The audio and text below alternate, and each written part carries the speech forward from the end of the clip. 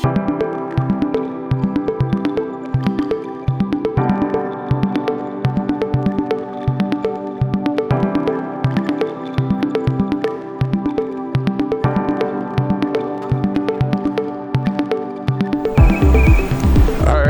is growing on? So everybody can tell where we're at. We're at our favorite farmer's house here in downtown New Port Richey. It is the beginning of June, and I'm here just to do a little bit of follow-up video, show you what Jim's yard looks like after he leaves. It was actually Jim's suggestion to get back here sooner than later. I was thinking like a 60 or 90 day follow-up, and he said, why don't you get here at the beginning of June?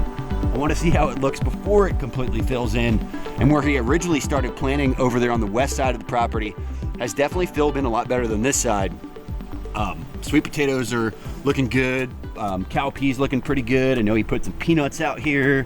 I think he did some type of black bean or something from Publix, if y'all remember. And just so you guys know, I've had a ton of comments, and a lot of people, can't wait for me to get to Maine. I'm still planning on going to Maine in August, but I don't think what a lot of people realize is I've been to Maine twice. I've probably made 15 videos in Maine. A lot of the course we have with Jim is from Maine. So try to get some links in the description down below. If you guys want to see some content from Maine when I was there prior, check out some of my old videos. I made some awesome videos there. We've been there a couple of times. Moringa trees putting on some huge pods right now and flowers. And one thing I could tell you is I don't see any weed penetration. Compared to my failed attempt at a sweet potato bed this year. I disked the grass before I put the sweet potatoes down. I did put some mulch, but the grass seems to almost be out competing the slips. I was so embarrassed I couldn't even make a video of it. Jim, because he has the established soils, he's on top of the weeds here. It wasn't like he planted these right into grass. It's probably why he's getting lower penetration. I'm sure he'll get a little nutsedge. I'm sure he'll get a little bit of, the Spanish needle, the Bidens. I actually see one or two things coming up right there, but those might actually be old annuals that are sprouting up. And let's see, so you can see he puts the black mat down on the driveway here. Jim has a shell driveway or a rock driveway.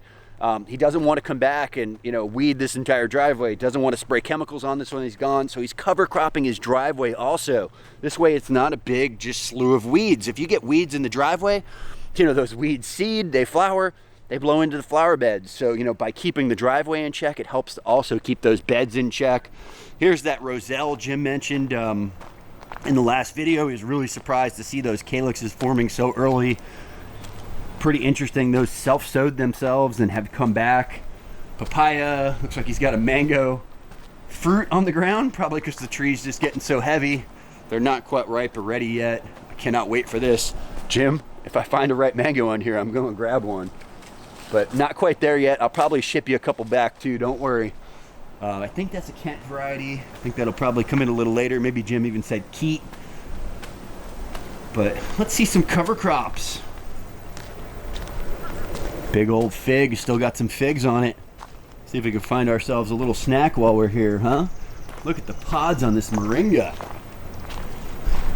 When we talked about this moringa in the last video I did here, I probably had hundreds of comments, or at least the video that we did here that was semi-viral about using these pods. All the different medicinal properties, cooking with these pods. They are edible here at a green stage. Moringa, the most nutritious tree in the world. Flowers are also edible, usable. A little bit on that spicy side though. I am not seeing any ripe figs. Luckily I don't see any rotten figs on the ground, so I don't think we've missed any figs. And over here on this side of the yard, you can definitely tell this was planted first, coming in a lot quicker. What do we got over here? Black Suriname cherries? No. More figs. Sun's coming back up. Wow, you can really see those beans in there. Kind of coming up and laying over. Sweet potatoes filling out nicely. I know Jim had a couple of rows of potatoes here where he was starting those flips from. I think this is one of them. I believe that was one of it down there. He even told me I could come over here and get some slips if I wanted to. Whoa. Another mango tree covered in fruit. I know I want to check that out. A little beyond cover crops, but let's see what's growing on over here.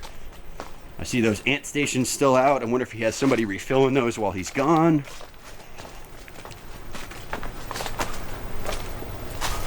Woo, pretty, pretty. So, nice colorful mangoes. Got a nice little red blush to the top. Star fruit. I know Jim, last time we were here, he was talking about putting that tanglefoot on the starfruit. My buddy Casey with Honey Tree Farm did comment in and say that it could potentially burn the cambium layer, the bark of the tree a little bit. Probably should have put it on the cardboard first. So next time Jim rewraps it, we're definitely going to put some cardboard underneath it. Whoa! So sweet potatoes are completely closing in this entire area. I see like some weird looking carrot tops or something, but I have not seen, first weed. Got a little bit of Caesar weed. This is one that potentially blew in. Does have edible flowers. I think the young leaves are even edible also. Pretty common weed that we get down here in Florida. Really easy one to remove too, so it's not a hard one.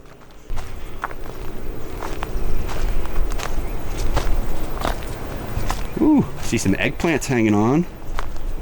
Okay. Oh, there's those peanuts. And man, they look very similar to that perennial peanut. Jim's got another ant station out here. And these are all peanuts throughout this side bed. Just like the perennial peanut, and I'm sure it has an edible flower. They look almost exactly the same. And peanuts and roselle in this bed also. All right, nothing really growing on back here. Oh, some peanuts in that the bed where he added those 2 mulberries last year. But for the most part, the not much growing on in the backyard. The loquat's done for this year.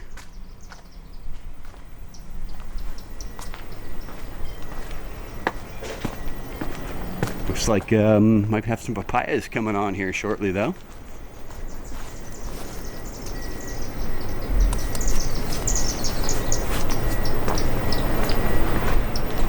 Last of that sunflower. Oh, Jim, you got a peach? What is that? Talk about a late one. You could see the pit here on the ground. So there was obviously a peach that already came down. Let's see what's going on with this thing. Whoa. Whoa.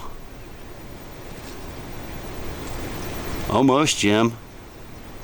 Maybe another day or two. I could smell it. It definitely smells peachy. Watch out. All right, so this is Jim's garden while he's gone. I come back in another month. This will be just a complete sea of green. You can see over there, it's really quite sparse compared to this side.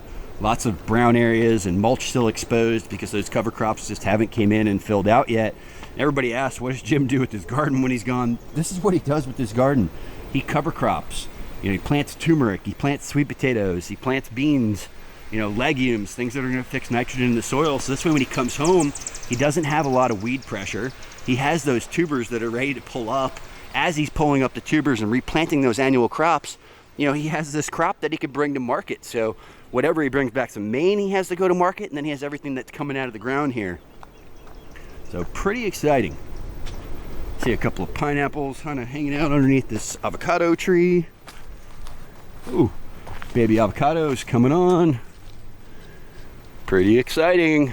Usually Jim gets home in time to actually enjoy those. But this is Jim's summertime garden while he's in Maine. So had a lot of requests to see it. Hope you guys enjoyed this quick little follow-up video. I'm gonna get the drone out, maybe get a little bit of that overhead action. And just stay put. That trip to Maine is coming here really soon. So if you guys want to see some of my videos when I was in Maine, I'll try to link them down in the description below. If you want to know more about what Jim does and you want to do this on your own, we have a course of Jim. If you guys enjoyed this video, be sure to hit that like button. If you haven't subscribed yet, please go ahead and do so. You guys got to hit that bell to stay notified. Most importantly, you know what we do around here? We pound a lot of dirt.